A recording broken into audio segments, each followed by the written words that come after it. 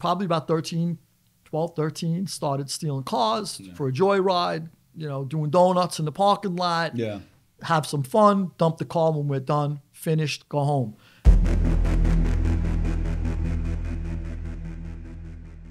Tell us about like your formative years. What kind of upbringing did you have, and what kind of helped shape the man that you are today? Wow, that's a deep question.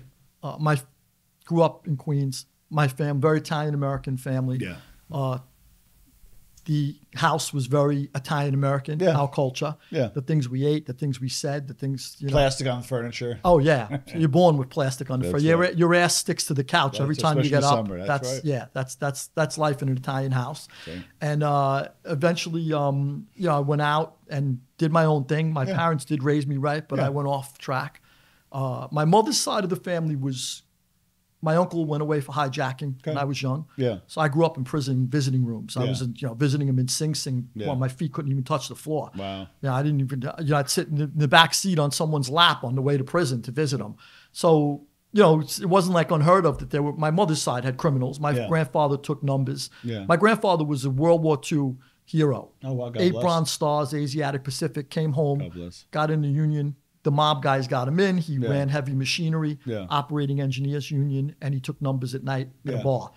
But they were not mafia. Yeah. They were just knock around guys. Guys. My father's side were law-abiding people. Yeah. They would never even drive fast. Wow. My father's side, completely different. Yeah. My mother's side was Sicilian and Abidjan. My father's side was Barese. Okay. Barese, beautiful. Yeah.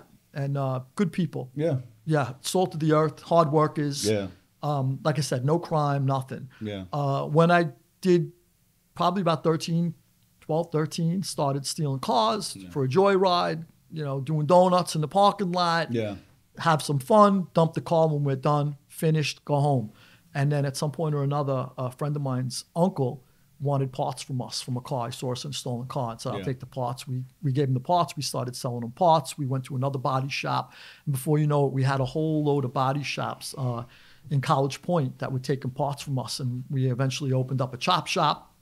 And now we started to enterprise. By the time I was like 16, 17, I'm running a chop shop. First, we used to ditch the cars in woods. Yeah. And, any parks or woods we would ditch, and then 5 or 6 skeletons would be pulled out, a month or 2 later. Yeah.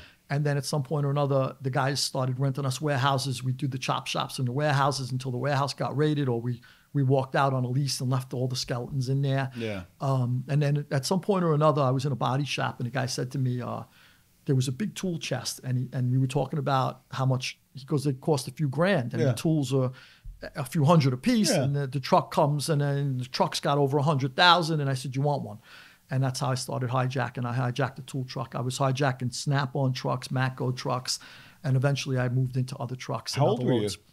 I hijacked my first truck at 17. So you could barely even drive, let alone an 18-wheeler. Yeah, I don't even know if I had a license, but maybe just had my license. And well, those were box trucks. Yeah. Eventually, box trucks. but eventually we moved into, obviously we were doing 18-wheelers too. We'd get trucks coming out of the airport, regularly getting trucks out of JFK. Sometimes we get a tip. Sometimes the guy handed us the keys and we tied them up and we knew them. Yeah. Sometimes the tip was, hey, it's coming out, but I can't help you beyond that. Yeah. And then we took the guy. We took the guy. We took him at a light sometimes, things you couldn't do now. Yeah. There'd be 16 people iPhoning me and there'd be 15 cameras. And but we would take a guy at a light. We'd take a guy at a stop. Yeah. We'd make him pull over.